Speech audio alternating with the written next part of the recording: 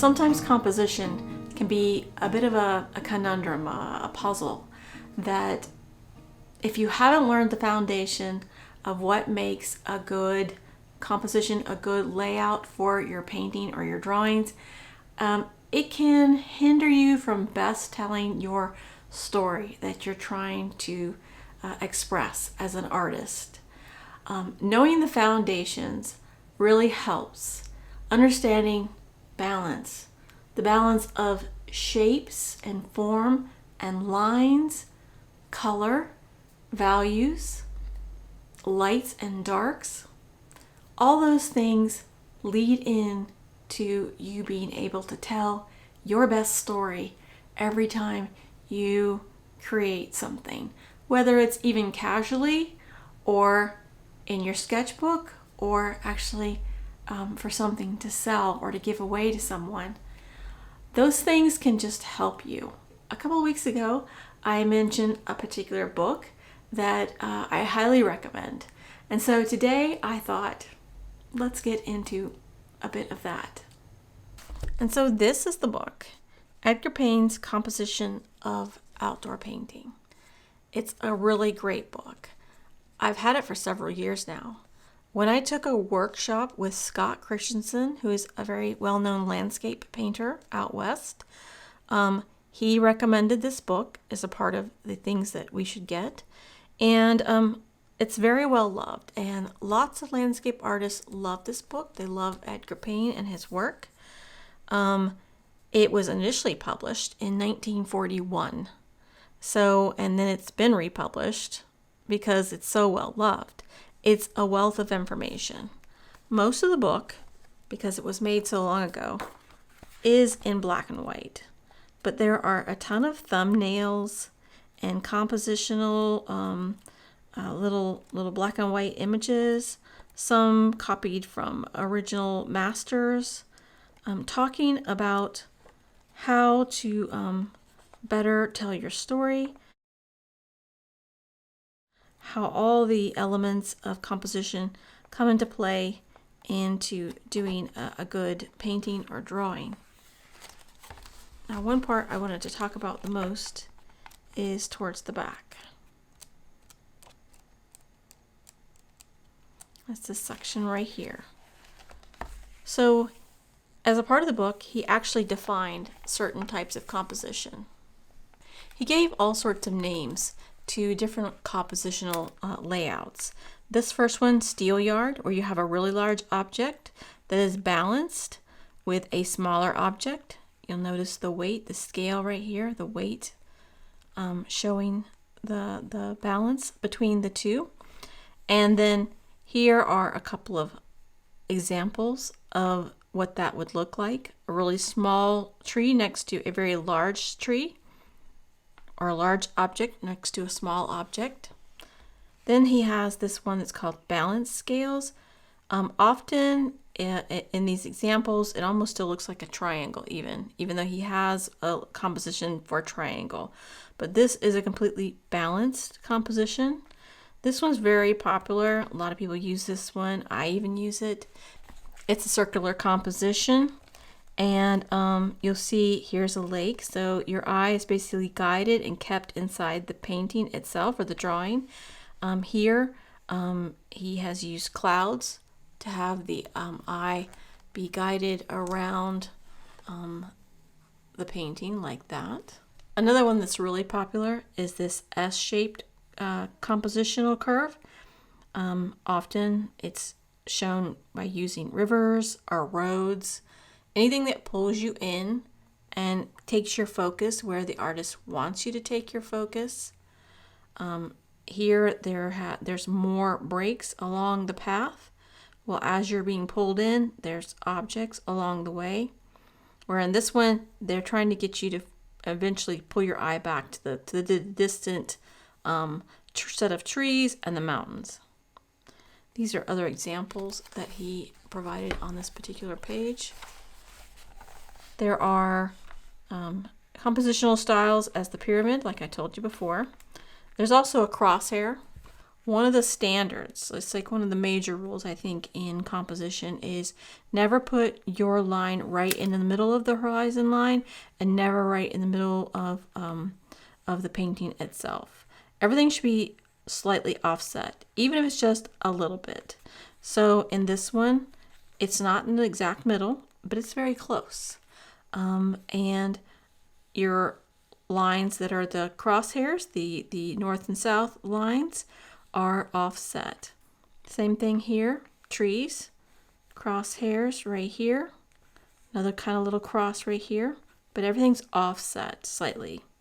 This one is radiating lines, where you're guided into a particular object, whether you're using clouds or just features in the landscape. It could be a fence, it could be grass, it could be a walkway, all sorts of things. Kind of reminds you of the S curve in a way as well in this particular painting. Then there's the L format, which kind of reminds me of the Steelhouse concept, except for it's more drastic, where you have a very large object balanced with a very small plane of things to look at. And these are more examples of some of those. This is an upside down steel yard, where now the weight is being hung, basically. You have your horizon line very high here, and the reflection in the water is the upside down weight of in this particular picture. Here's the smaller shape, so they balance by that, except for it's upside down. Same thing here, using reflections in this particular composition. This one, I don't think it works as well, at least not as far as this particular sample. It's a 3-spot or three images, 3 polygons, 3 shapes. And I think it works better here, but I think it has to be connected. They have to be connected, but it's easy on the eye than the shapes of the collections of 3. These are just group massings that he's describing here. You'll see 3 boats. Kind of gives your eye a lot of space to rest around all the detail. Same thing here, you're really being pulled into detail in a group. And then these are more complicated, where they're points of interest, but it's a lot of detail. But they do pull you in. It's just probably not as well represented here as far as like telling, having it be easy to understand what's going on, I feel. Scattered arrangements, again, a little bit more of a complicated, complex compositional style. These final ones here, this diagonal, I often use diagonal compositions in what I do. Especially when it's trees, I like for them to be angled often. And then, here they're using mountains as a sample. Tunnel, this almost reminds you of the O-shaped compositional style, where you're basically being led around the object, around the composition, the frame, or the image itself, and you're being pulled in. So in the tunnel, you're being pulled in. Often, like in these examples, it's dark here, and you be pulled into the light area in the back. Same thing here, although it still kind of reminds you of O. You're being pulled in. You're coming from the dark into the light. Silhouette is one that I really like a lot, and I want to show you an example of that in a second. I like this as well because it's often very dramatic and attractive, and it just, I don't know. It's usually easy too, especially if you have too much detail, you're worried about detail. Silhouette's a nice way to go. And then the last one's a little bit more complex. It's patterns. So I did a little sample here of some of my favorite ones, and maybe it might help you understand a little bit better, since those thumbnails are so small and I don't have time to do them all, obviously, but this is the example of the steel yard, where a very large shape is counterbalanced with a smaller shape. The S curve, where you're being pulled in, Even the line of the tree sometimes can pull you in, but the S-curve pulls you in to where you're guided to the main subject in your work. Then this is the O-shaped, where you're kept in, you're pulled in and you're cupped. Your eye is basically circulating around the painting and observing all the detail. And then this last one is the silhouette. It's very dramatic. It looks like, I don't know, like maybe a spooky story in this particular thumbnail that I did. But it really works well together with, and this actually also kind of reminds me of the Steelyard, where you've got a very large shape next to a smaller shape, counterbalancing one to another, and I think it works really well. But sometimes you can have multiple elements, multiple compositional styles in one particular painting or drawing. You may have seen recently that I had done these drawings, these landscapes, with walnut drawing ink, which I've kind of been into quite a bit recently. This particular composition is more of a silhouette composition, where this bush that I was interested in was very much in the foreground. And I was interested in all the darkness, the details of the leaves, and having the drastic opposition of what was forward compared to what was in the background. And even some of the lines in the water, even though they're very muted and gentle, they're not strong lines, they still guide you back. Even these lines guide you back. And once you get done with the detail visually here, you are actually looking at some of the distance behind this bush. This is also a silhouette. Obviously, you can tell I like that. And it's also groupings, where there's groupings of 3 trees with a counterbalance of the one tree. But I think it works. The one thing that often never works, unless you truly intentionally are trying to do this, is having 3 trees exactly equal. It often makes it a very boring kind of a composition. So that's why we don't do things exactly in the middle or anything. Even it's like this little tree is in the middle, but it's very muted and it's small and it's in the background. You barely even notice it. Your first thing that you look at are these trees. And specifically here first, then you go here. So that's how that one worked. And then I recently did this demo over on Patreon, again using the walnut drawing ink. And this is more of like that angle composition I was telling you about. I went out in the woods, and this is one of the places I like to hike. And we have these really neat looking pines. They're called sand pines, and they live in a particular habitat.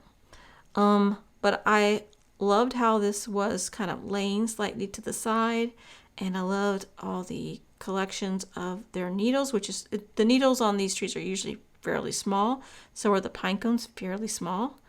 And at the top, it was more shaded and more in the darkness, so there's more of a silhouette at the top of the tree. A little bit of highlight here, but all this darkness around it. And this, you're initially looking at all this before you notice all that background, those muted trees in the background. So I think that this was a pretty good win as well.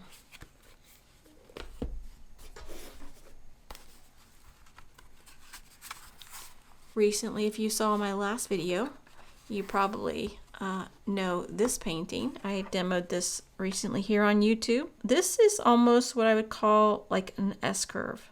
Even though it's not a full S, it kind of gives you the illusion of an S. This road pulls you in. It's the first thing. There's 2 elements here. There's the road that's pulling you in, and also this very deep darkness underneath the trees here. This pulls you in first. There's so much detail to look at initially, but the goal is to pull you in and to lead you over here to the main focal point. And also there's space here to let your eye rest. If it was too much detail, let's say this whole side here was equal over here, it would be boring. It would not really tell a very good story. regardless of how interesting you might have thought it looked, it wouldn't tell a good story. Now, did I think about this when I took this photograph? No, I didn't.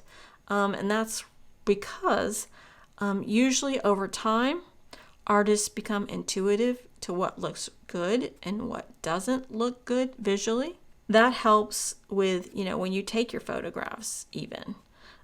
But if you're not used to these types of compositional setups or layouts and you don't feel like you're innate to it, it's great to have the thumbnails. Even if you bought Edgar Payne's book and you just made a copy of some of those thumbnails with ones that even stuck out to you the most, even just carried it with you if you're out in the field or whatever, just kept it around the studio. So helpful, I feel. But I really like this layout as well. I thought this was a very successful attempt in my sketchbook. Also, as you know, I went to Korea. I've been to Korea twice now. In my sketchbook for there, I thought I would share some of these, what I thought were compositional wins. Ones like this particular sketch that I did. This is one of the Korean pines. If you know me, I love Korean pines. And I loved this pine, this old pine that was laying on this structure, this wall, and this building over here. And so my focal point obviously was the tree. This tree is being supported off of the wall by this steel pipe. It's slightly still leaning on it, but it's supporting the weight of it's being supported there. But I really worked in all the details between here and some of the tiles in the limited time because this was done in the field. But over here, I didn't work in all the details. This area, though, innately allows your eye to rest, allows the viewer to not get bogged down in too much more detail. You're wanting them to look here, and I think that that was successful for this. And again, here's the diagonal. It's very soft. It's a very nice, directional, soothing painting, I feel.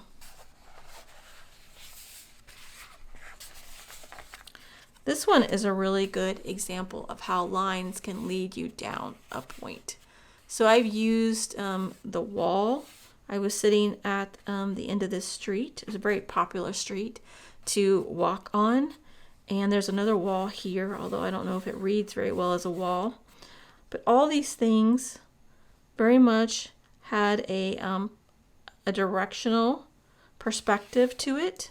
And I led you down to these two ladies that were dressed in costumes in the traditional handbook outfits that are very popular to wear when you're a tourist. And I mean even Koreans as tourists dress up. Everybody's dressing up. If you ever go to Korea, everybody dresses up in traditional clothes. Foreign tourists, Korean tourists, everybody. And you also have the balance of the warmth from the ginkgo leaves over here with the coolness here. So that was, I think, a good example of that particular composition. This one here is what I would say is an example of the S-shape composition, where I use this path to guide me in, and then these trees come in as well. So all this comes in and it all guides you. And it's basically like a nice warm hug because I love this path so much. These ducks over here, they are on this path. And if you saw my video, you will know how much I covet these concrete ducks at the beginning of the path. I would love to have a garden with these ducks. They're so cute. But when I saw this path, I was obsessing a bit over it. And I'm like, I wanted to do it right. I don't always do thumbnails, but in this case, I did. I did this tiny little thumbnail because I wanted to make sure exactly how I wanted it to read. And you can see so much better, I think, that S curve, and then you're pulled into this little grouping of trees here. So I think that's a really good example of that compositional style. Finally, I thought I'd show you this image that I did from the coffee shop as another example. This particular one is more of a example of the steel yard composition, where you have very heavy weights that are balanced with smaller weights. And I think a lot of things work with this particular composition. I really like it a lot. This large red shape, obviously I think is the most prominent thing, this chair here. And then you'll even see there's balance of color. There's this red chair here. There's this line of red on the building behind it, the red in the berries and the bushes behind the chair, the warms and the cools. All these things, I think, make this composition a really nice composition. The last thing I want to show you is tools. Now, you might have seen this before. This is a viewfinder. And how you use this is that if you're out in the field and if you're trying to work out something, sometimes on your computer you can just crop things up and see how things might work better for you. Move your image around. But if you're out in the field, you can use this. You can set up a vertical format, or you can turn it and have a landscaped format, or you can have a full square. Of course, you don't need a fancy tool like this, and I don't remember how much this costs. If I can find one, I will put a link in the comment section or the information section below. I really don't know how much it costs, but you don't need this. You could technically just make something like this with cardboard, just using two L-shaped pieces and just clipping them together with clips, paper clips. But what's also cool about this is that in the center of this is you'll notice this is a muted gray. It's a muted gray for the purpose of you're not going to be bothered by or conflicted by any other colors. It's not going to compromise what you're seeing at all as you're looking through this. So you're true to your colors. But the purpose of this hole is for you to isolate a color specifically.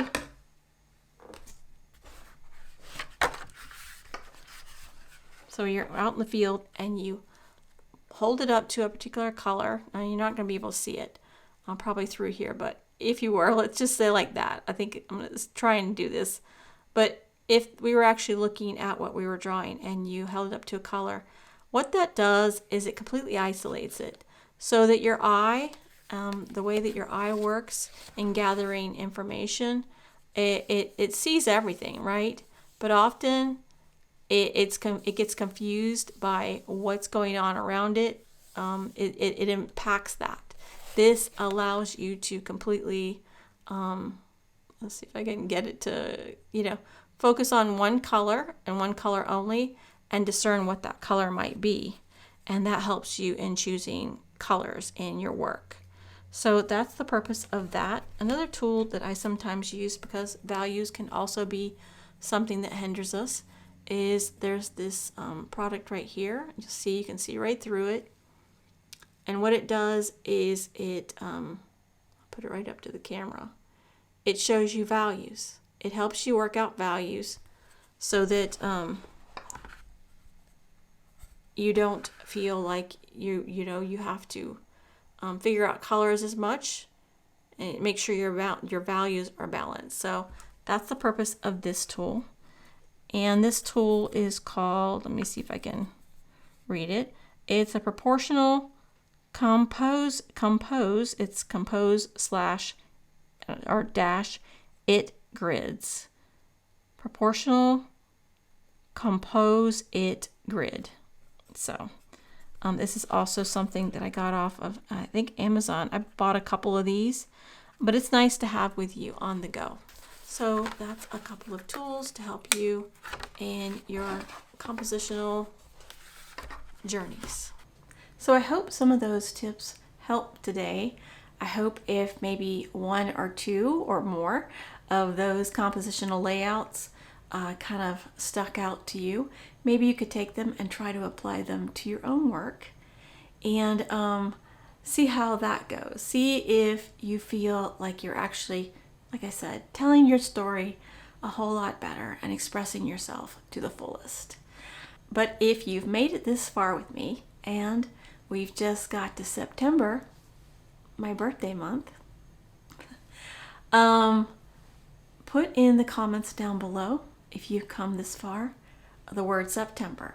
and I'll know that you got to the very end with me. And don't forget to hit like, subscribe, all those things. If you want to leave me an extended comment, I'd much appreciate to hear whatever you got to say. If you learned anything, or if you thought any of this might apply to your work or help. So with that, I will see you very, very soon. I hope you all have a beautiful, blessed, creative week ahead. And I'll see you. Bye.